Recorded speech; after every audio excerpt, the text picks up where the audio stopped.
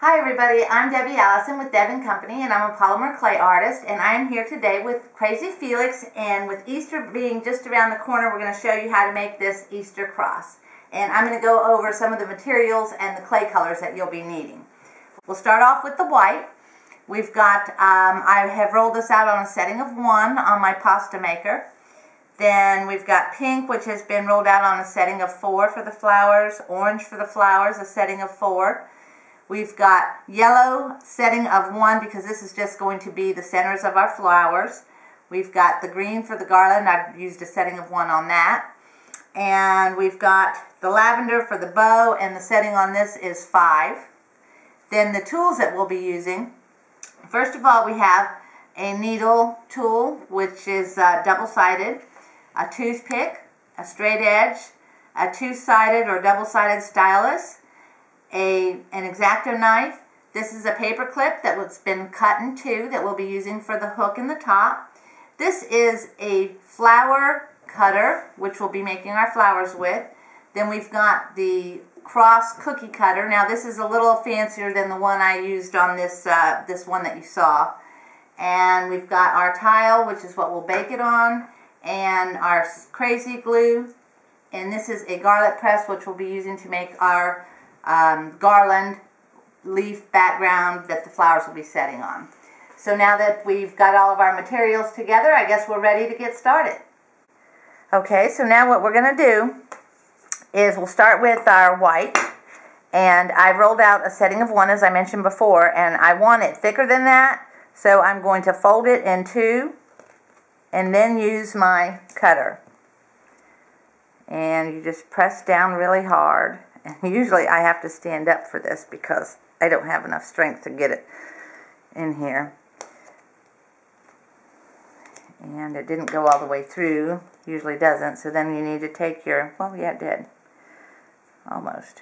Take your knife and trim around it. And I am using an X-Acto knife.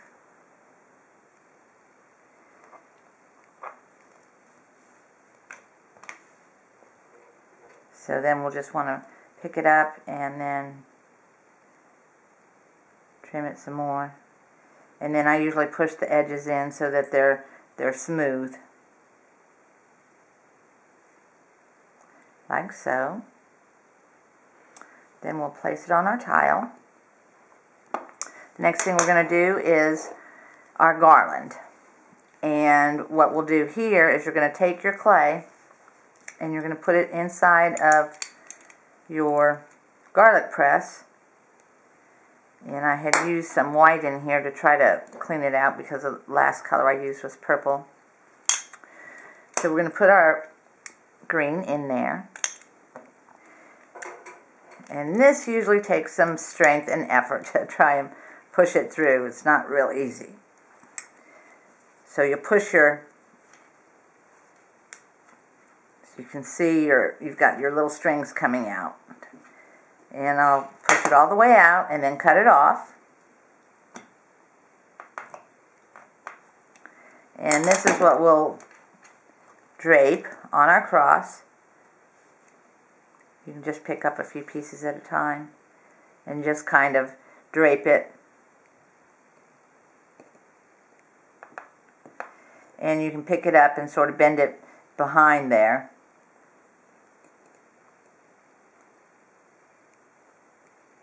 I think we need a little more. And you can just keep adding to it until you think it's got enough on there. Alright, I think that's fairly good. Now what we'll do is take our cutter and make the flowers. Now it looks like I've got 3 pink, 2 orange, and 2 purple. So we'll start with the pink, and I have used a setting of 4 for my flowers. This is the flower cutter. And we'll just cut out our flowers. This has a little plunger that pops them out. And I don't know that you can find these at Michael's. I think these are a little more advanced, but you can find some cutters at Michael's. Polymer Clay Express online also has these cutters. Alright, we just need 3 of those, and then we're going to do looks like 2 orange. Now if you hear any background noise, that happens to be our cats going to town playing. They like to keep me company when I'm doing this. They keep a smile on my face. Alright, then we're going to do some purple.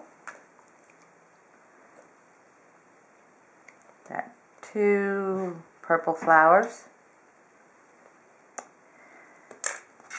Get this out of the way since we're done with that. Now, one of the things I like to do to make them look a little more like flower petals, if you see how these flowers are on the finished one, and then you can see how these are here. What I've done is I've taken my needle tool and just taken the needle and pulled in to just give it some definition. And then you can just place those on.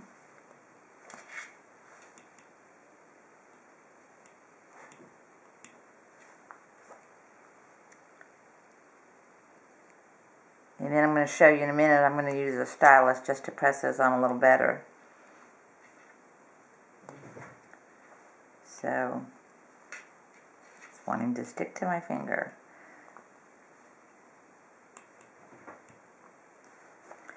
Another thing you might notice is that my fingernails are very short, and that's one of the disadvantages of being a polymer clay artist, is that you have to keep your fingernails pretty short because they can tend to get in your way, which isn't a good thing.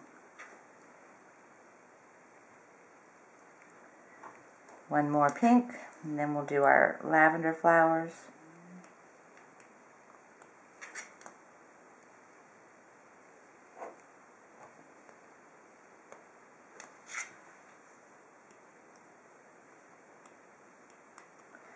So,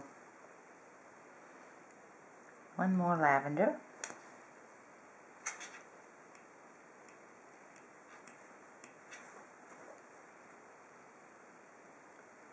I think I'll move that pink one up a little higher, put my lavender one there. Now I'm going to take my stylus, and I'm using the larger part of the ball and pushing in for the centers.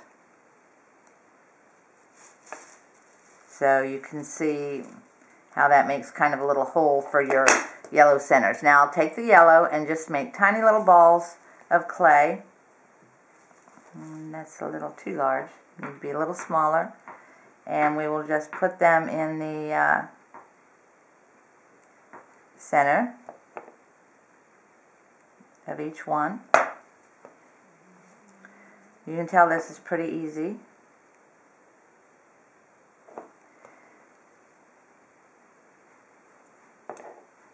So I'm continuing on here with my centers. And we have all kinds of sound effects in the background, which I apologize for. Never fails. At least the phone's not ringing. Okay, now I'm taking my stylus and pressing in the center of each one of these flowers. Now what this does is it also helps to make sure that your clay is adhering to your background. Now I'm ready for the bow. Now the bow sometimes can be a little tricky depending on how soft your clay is. This lavender clay that I'm using today is a little softer than I like, but we'll just have to make do. One of the things you can do is, if your clay is too soft, you can take your clay and roll it out on your pasta roller on a really small setting, like a 6 or a 7, and then put it in between brown paper, like brown paper bags, and with some heavy books on top of it, and leach the oil from it. And that's a bit of a hassle, but it does the trick. And I'm having to do that a lot lately, because the clay is coming in a little soft.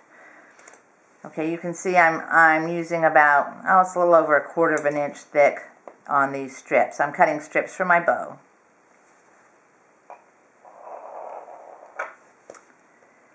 And probably going to need 3 strips. And if I mess those up, I can always cut more.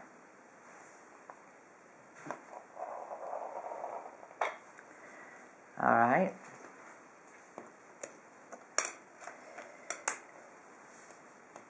Now what we're going to do is we're going to make the streamers first. So I'm going to cut my streamers.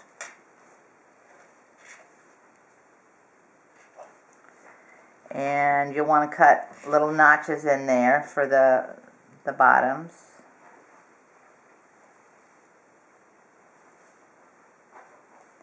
Okay. Then we want to fold the top. I'm not sure if you can see that. We're folding the top and placing it, let's see where it is on here, placing it on the clay, and then we're trying to make it kind of have a little bit of a ripple effect in it. And here's where you can take your needle and kind of lift up and push down and make your ripples. Now I'm taking my second streamer. I'm going to do the same thing.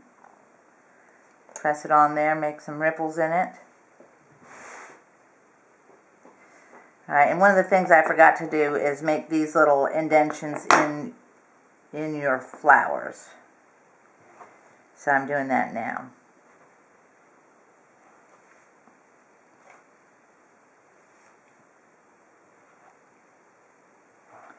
Now, what you could do is if you wanted to make an Easter cross, you could do the same thing using some bright green clay for your garland, and either you do red flowers or do holly berries and leaves, and you would have a really nice Easter cross.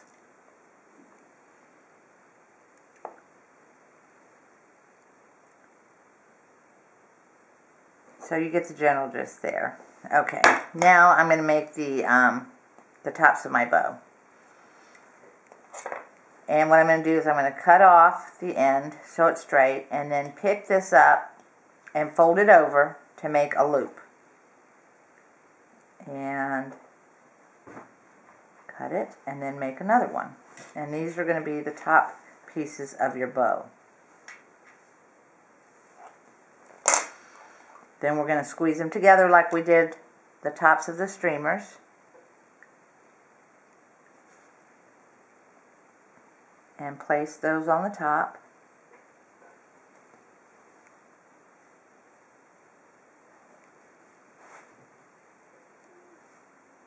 Now you need to push it down on the insides there, so to make sure that it stays on your clay while it bakes. Now we're going to make the center of the bow, and I usually will just cut a small little piece of clay, like so, and then bend it over the top. And then if you want, you can make a couple of indentions in here, like so. And there you have it. Now you just take your paper clip and stick it in the top. And you always want to make sure that anytime you've inserted any kind of metal into your clay, that you use a couple of dabs of crazy glue. And you would just want to put a couple dabs of crazy glue in it prior to baking. That holds true for any kind of metal that you use on your clay, because after it's baked, it will easily slip off. So there you have it. That's your cross. So now all you have to do is pop it in the oven and bake it at 250 degrees for about 20 or 30 minutes, and you'll have your finished Easter cross.